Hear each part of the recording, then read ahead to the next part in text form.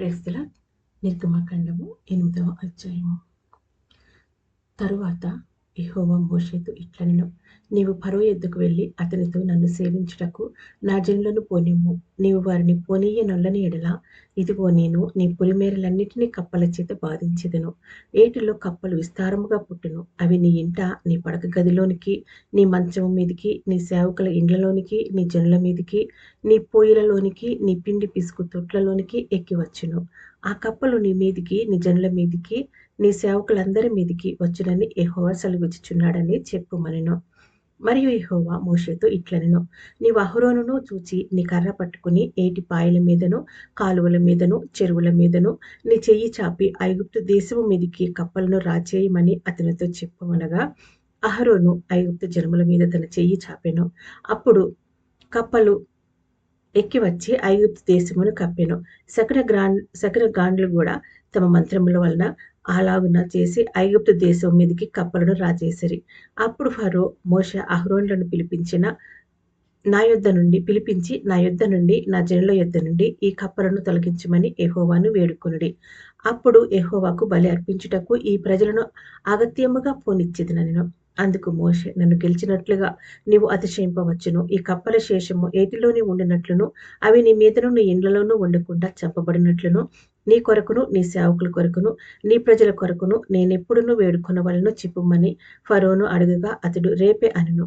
అందుకతడు, మా దేవుడైన యెహోవా వంటి వారెవరునూ లేరు అని నీవు తెలుసుకొనున్నట్లు నీ మాట చొప్పున జరుగును. అనగా కప్పలు నీ యొద్ద నుండియు, నీ ఇండ్లలో నుండియు, నీ సేవకుల యొద్ద నుండియు, నీ ప్రజల యొద్ద నుండియు తొలగిపోవును. అవి ఏటిలోనే ఉండుననెను. మోషే అహరోనులు ఫరో యొద్ద నుండి బయలువెళ్ళినప్పుడు యెహోవా ఫరో మీదికి రాజేసిన కప్పల విషయంలో మోషే అతని కొరకు మొర్రపెట్టగా, యెహోవా మోషే మాట చొప్పున చేసెను గనుక ఇండ్లలోనేమి, వెలుపలనేమి, పొలములలోనేమి కప్పలు ఉండకుండా చచ్చిపోయెను. జనులు వాటిని కుప్పలుగా చేసినప్పుడు భూమి కంపు కొట్టెను. ఫరో ఉపశమనము కలుగుట చూసి యెహోవా సెలవిచ్చినట్లు తన హృదయమును కఠినపరచుకొని వారి మాట వినకపోయెను. అందుకు యెహోవా మోషేతో, నీవు నీ కర్ర చాపి ఈ దేశపు ధూళిని కొట్టుము, అది ఐగుప్తు దేశమందంతటను పేలగునని అహరోనుతో చెప్పుమనగా, వారు అట్లు చేసిరి. అహరోనును తన కర్రను పట్టుకొని చేయి చాపి ఆ దేశపు ధూళిని కొట్టినప్పుడు పేలు మనుషుల మీదను, జంతువుల మీదను ఉండెను. ఐగుప్తు దేశమందంతటను ఆ దేశపు ధూళి అంతయు పేలాయెను. శకునగాండ్లు కూడా పేలను పుట్టించవలనని తమ మంత్రముల చేత అట్లు చేసిరి గాని అది వారి వలన కాకపోయెను. పేలు మనుషుల మీదను, జంతువుల మీదను ఉండగా శకునగాండ్లు ఇది దైవశక్తి అని ఫరోతో చెప్పిరి. అయితే యెహోవా చెప్పినట్లు ఫరో హృదయము కఠినమాయెను. అతడు వారి మాట వినకపోయెను. కాబట్టి యెహోవా మోషేతో, నీవు ప్రొద్దున లేచి ఫరో ఎదుట నిలువుము. ఇదిగో అతడు ఏటు యొద్దకు పోవును. నీవు అతని చూచి నన్ను సేవించుటకు నా ప్రజలను పోనిమ్ము.